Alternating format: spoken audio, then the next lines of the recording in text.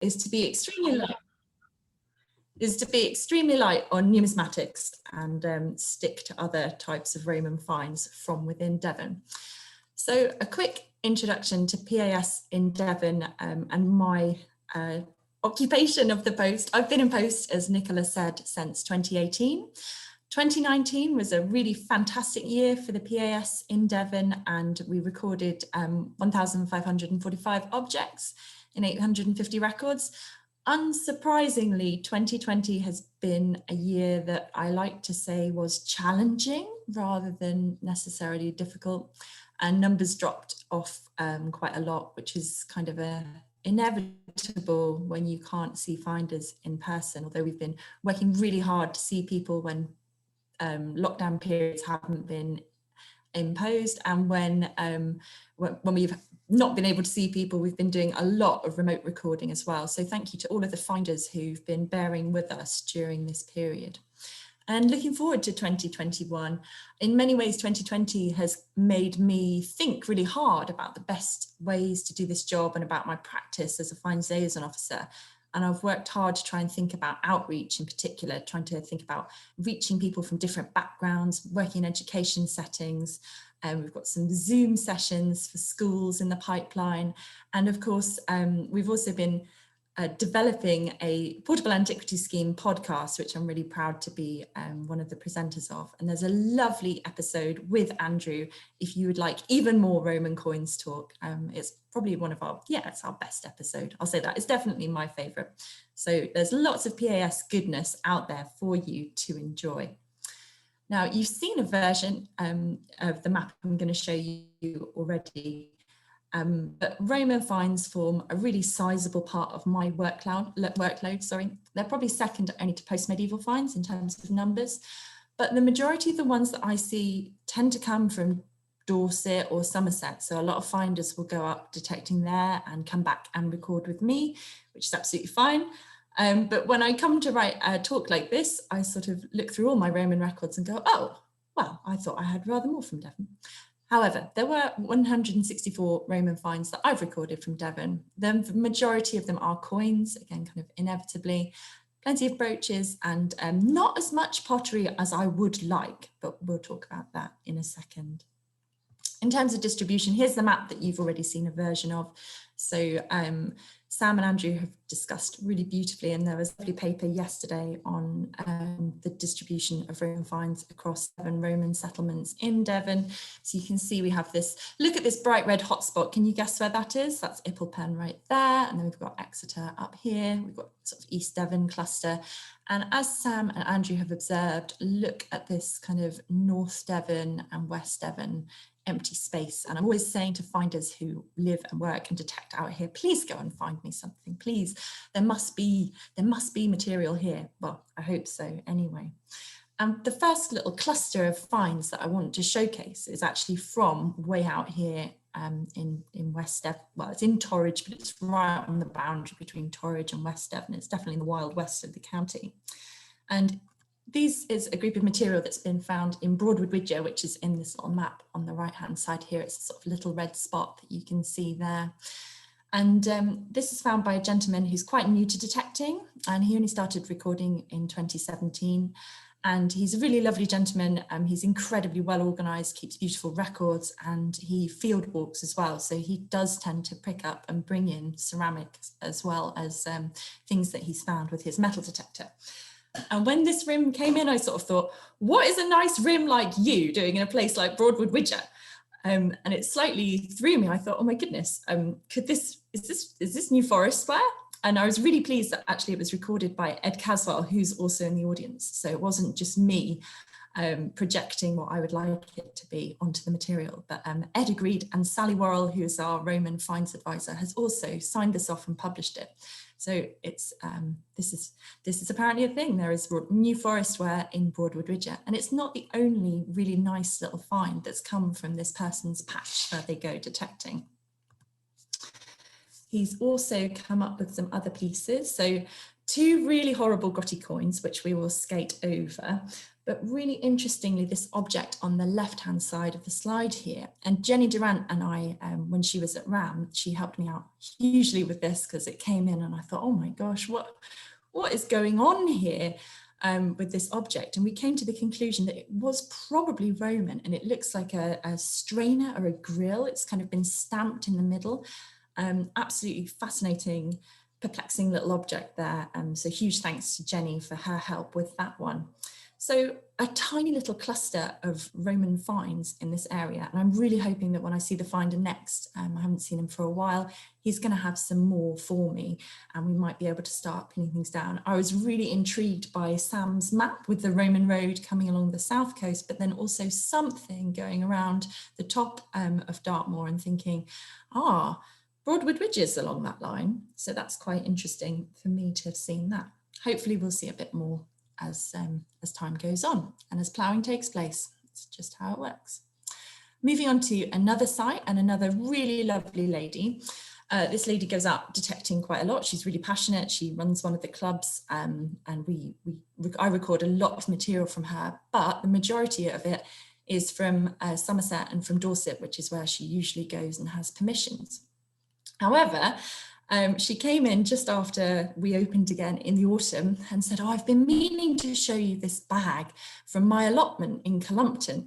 And I opened the bag and Naomi Payne will shared my sort of, oh, you've got a Roman site on your allotment feeling as she saw me posting it on social media when I opened up this bag of pottery.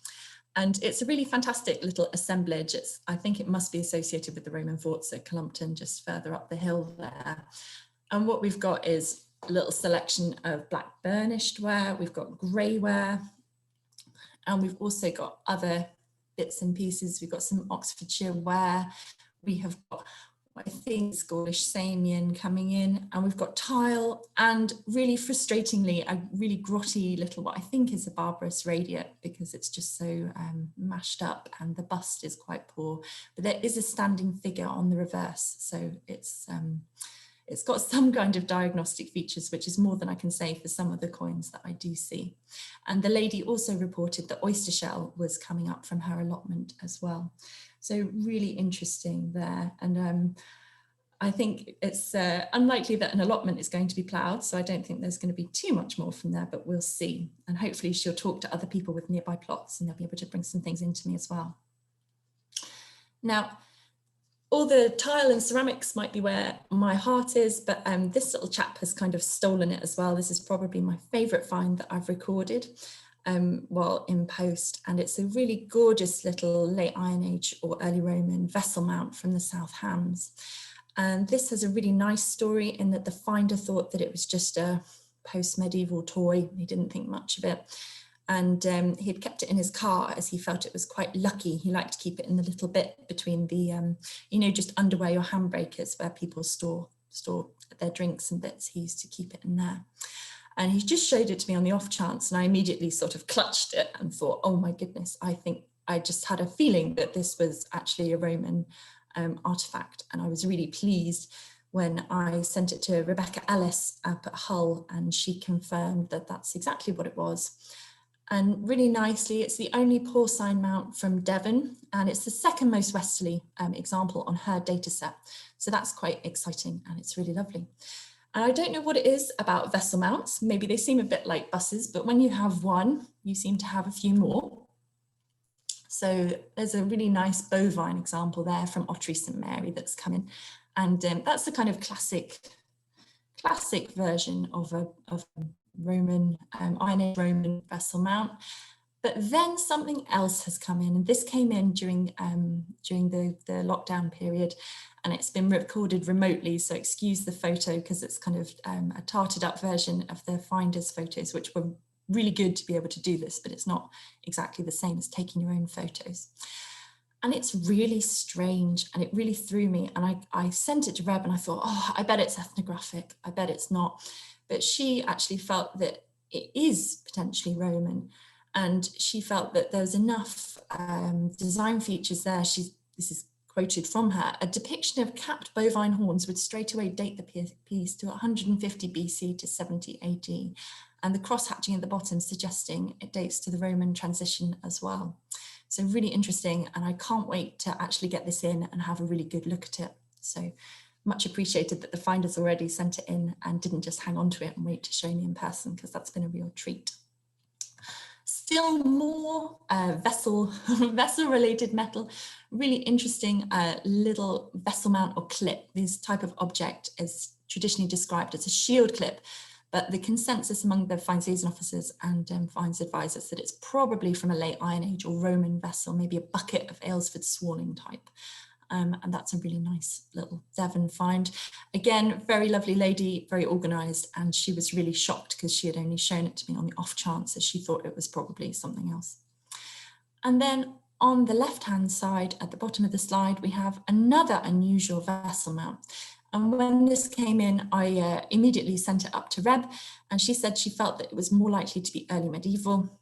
Kirsty in Dorset and I had a discussion about it, and we felt that it was more likely to be Iron Age, late Iron Age Roman transition period, again with that dished face, and we felt like it had some stylistic features.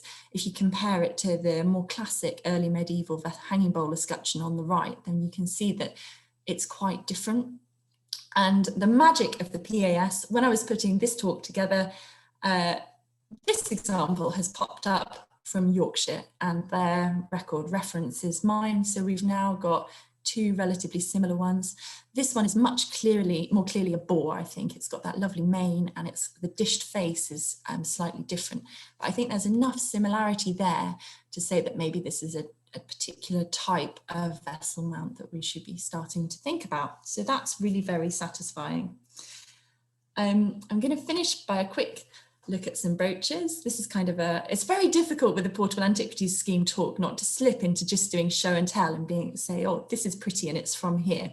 I am going to do that on this slide. So we've got a really nice penannular brooch from Torbay, and we've heard quite a bit about the fort at North Taunton. Here's a really nice enamelled brooch from up North Taunton Way there on the right.